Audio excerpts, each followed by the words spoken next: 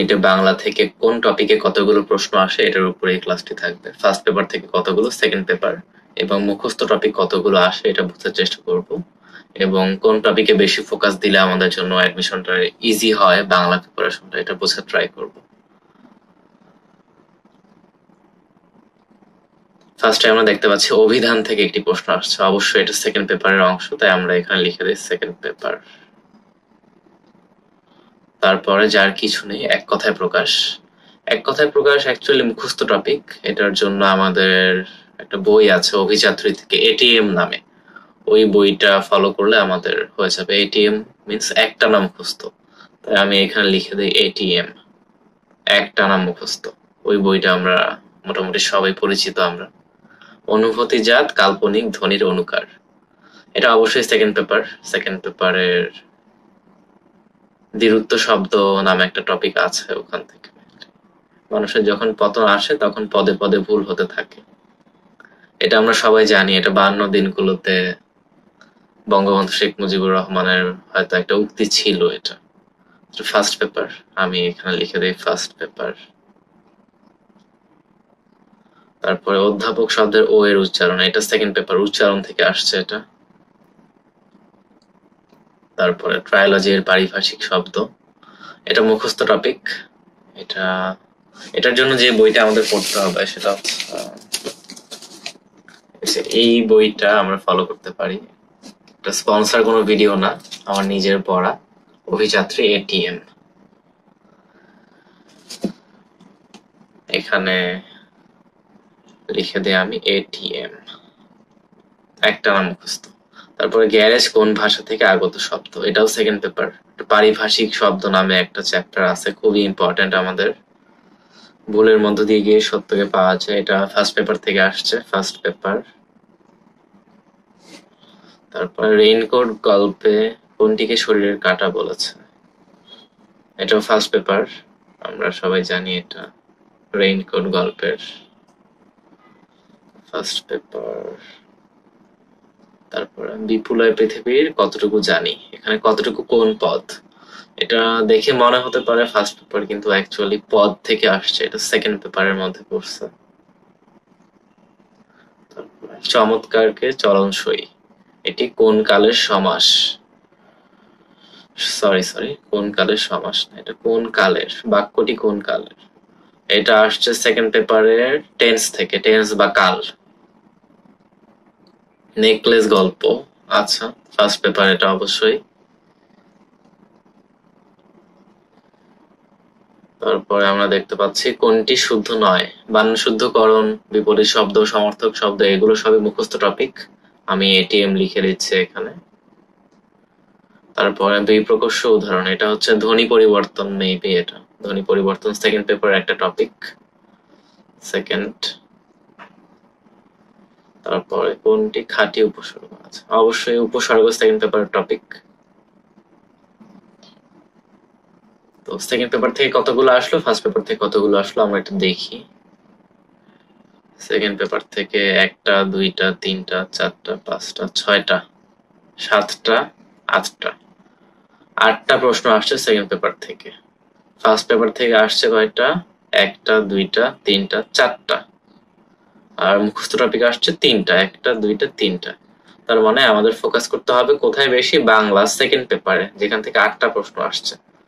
First paper থেকে কয়টা আসছে, 4টা, আর মুখস্থ টপিক কয়টা আসছে, মাত্র 3টা।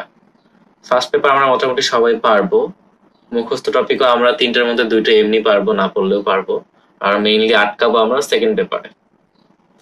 এর জন্য সেকেন্ড পেপারে আমাদের যেটা করণীয় সেটা হচ্ছে 9-10 এর যে এই ব্যাকরণ বইটা আছে পুরনো সিলেবাসের, তো পুরনো সিলেবাসের এই বইটা আমরা যদি টপিক ওয়াইজ অ্যানালাইসিস করে পড়তে পারি, সব টপিক পড়তে হবে এমন না, এখান থেকে আমরা যদি দেখি যে কোন টপিক গুলো বেশি ইম্পর্টেন্ট। এই যে অভিধান, এটাও এখানে আছে, এই বইতে অভিধান নামে একটা চ্যাপ্টার আছে। তারপরে সমাস, কারক, বিভক্তি, ধ্বনির পরিবর্তন, ভাষা, উপসর্গ, এরকম কিছু কিছু চ্যাপ্টার আমরা এই বইটা থেকে পড়তে পারি। তো দেখি এখানে কোনগুলো বেশি ইম্পর্টেন্ট। এই যে সমাস, উপসর্গ, তারপরে ধ্বনি, ভাষা, সন্ধি, ধ্বনির পরিবর্তন, খুবই ইম্পর্টেন্ট ধ্বনির পরিবর্তন এই জিনিসটা। তারপরে এখান থেকে সমাস, উপসর্গ, তারপরে এখান থেকে হচ্ছে পদ প্রকরণ, কাল পুরুষ, হ্যাঁ এটা খুবই ইম্পর্টেন্ট, কাল, পদ প্রকরণ।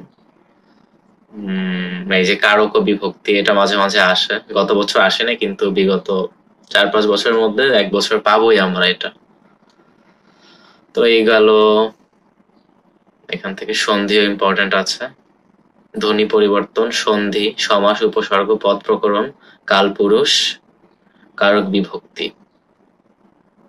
আচ্ছা, দ্বিরুক্ত শব্দ, এটাও আসে, হ্যাঁ। 1টা 2টা 3টা 4টা 5টা 6টা 7টা 8টা, আমরা 8টা টপিককে মোস্ট ইম্পর্টেন্ট এখানে বলতে পারি, ইম্পর্টেন্ট।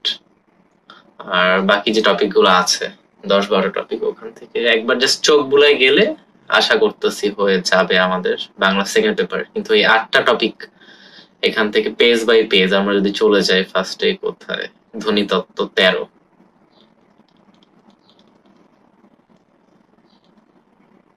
এই যে 13তে আমাদের যা যা আছে এখানে, কার, ফলা, সংক্ষিপ্ত রূপ, তারপরে আমরা যদি আরো চাই ধ্বনির পরিবর্তন চ্যাপ্টারটায় যদি চাই, এখানে আমরা দেখতে পাবো আদি স্বরাগম, মধ্য স্বরাগম, অন্ত স্বরাগম, অপিনিহিতি, এগুলোর যে উদাহরণগুলো বিশেষ করে এগুলো বেশি ইম্পর্টেন্ট, উদাহরণ থেকে আমার মেইনলি ফোকাসটা দিতে হবে। আমি যদি চলে যাই প্রশ্নতে, এই যে দেখেন বিপ্রকর্ষের উদাহরণ হচ্ছে কোনটি। এখন আমাদের তো বুঝতে হবে, আমরা মুখস্থ করার চাইতে উদাহরণগুলোর সাথে যদি রিলেট করে পড়তে পারি, যে এই যে দিশ থেকে দিশা, পোক্ত থেকে পোক্ত, বেঞ্চ থেকে বেঞ্চি, এটা যদি বুঝতে পারি যে অন্তঃস্বরাগমটা মানে কি, বেঞ্চ, বেঞ্চের মাঝে একটা ই চলে আসলো, বেঞ্চ থেকে বেঞ্চি হয়ে গেল, অন্তঃস্বরাগম মানে মধ্যে স্বরটা আগমন হবে। স্বরটা কি, স্বরবর্ণে যেগুলো স্বর আছে আ ই উ, এই জিনিসগুলো আমাদের বুঝতে হবে যে প্রশ্নটা কোত্থেকে আসতেছে, কিভাবে আসতেছে। তারপরে আমরা যদি চলে যাই প্রশ্নে,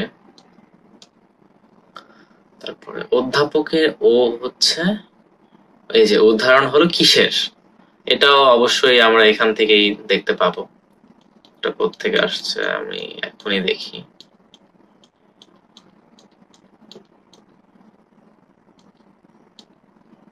এই যে ও ধ্বনির সংবৃত উচ্চারণ, সংবৃত বিবৃত, এখানে আমরা এই যে উদাহরণগুলো দেখতে পাচ্ছি, আপন, প্রভাত,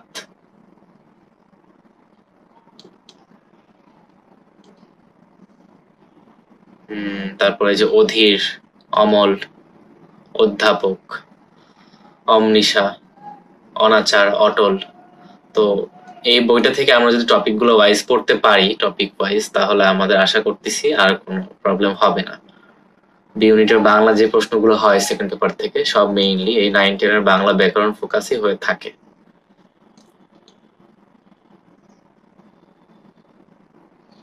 এই যে এই বইটা 9-10 এর ব্যাকরণ বইটা, এটা আমরা সবাই আশা করি কালেক্ট করে রাখবো, কারণ আমরা যে ক্লাসগুলো পরবর্তীতে নিব এটার ভিত্তিতে এই ক্লাসগুলো আমরা আশা করি নেওয়ার ট্রাই করব। টপিক বাই টপিক আমরা বুঝে বুঝে অ্যানালাইসিস করে যে থেকে কোন চ্যাপ্টার গুলো, কোন টপিক বিগত বছরে এসেছে এবং সামনের বছরগুলো তো আসবে, এটার উপর ভিত্তি করে আমাদের আগামী ক্লাসগুলো হবে। আমাদের সাথে থাকার জন্য ধন্যবাদ।